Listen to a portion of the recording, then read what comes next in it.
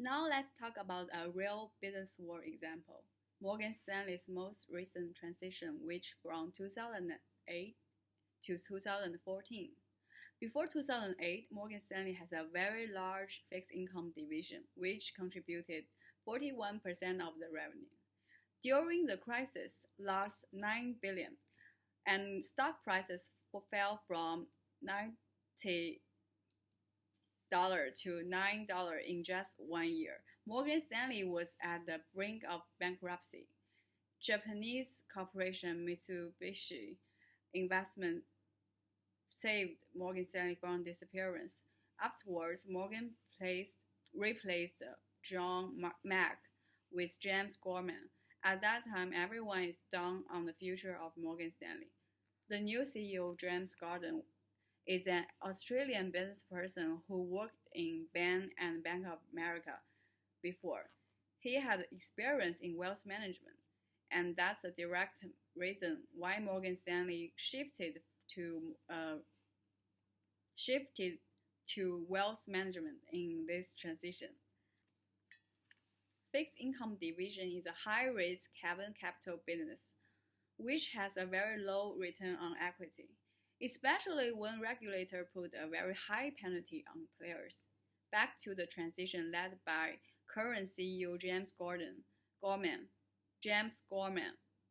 Two major steps. First is to reduce the magnitude of fixed income division, and shift profiting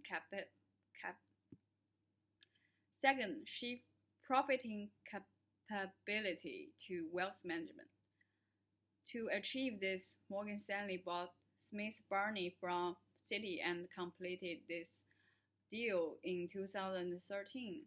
Smith Barney had 2.7 trillion assets under management, and it was a very good asset of Citi. However, during the transition, the new CEO Gorman felt resistant from the trader and sales of fixed income division. After 2011 bonus season, one star trader stepped into Gorman's office and insisted that he and his team had to fail compared to what he made for the firm. He insisted that he should have a higher pay. Gorman rejected and insisted that we are not going to continue this boiler room style strategy at the current period. Lots of traders and sales left Morgan Stanley for the hedge fund because they cannot be well paid and they could not agree with the firm's strategy. So generally, fixed income division shrunk 20% headcounts from its peak. Gorman has a belief that Morgan Stanley can reduce risk and increase profit at the same time, so he carried on his transition. After the transition, what happened to Morgan Stanley is that the wealth management contributes 48% of profit at a very low capital cost. In 2014, IFR gave Morgan Stanley Bank of the Year award. Morgan Stanley's stock price increased 44% during 2014.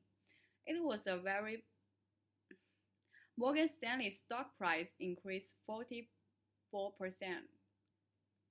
Morgan Stanley's stock price increased 44% in 2014. It was the best among bank sector. Meanwhile, Goldman Sachs continued its original strategy and kept as a trading house.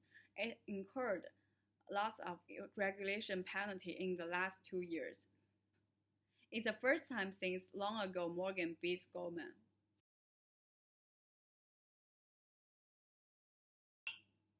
From many cases, we found out that transition is necessary or maybe critical for organization at the given point. And resistance is expected to happen, but we can resolve the resistance through the following ways. For example, we can build the better communication, timing, skills, hierarchy. We can also design advanced human resources structure. The leader's belief, action, and value is also very important to resolve the resistance.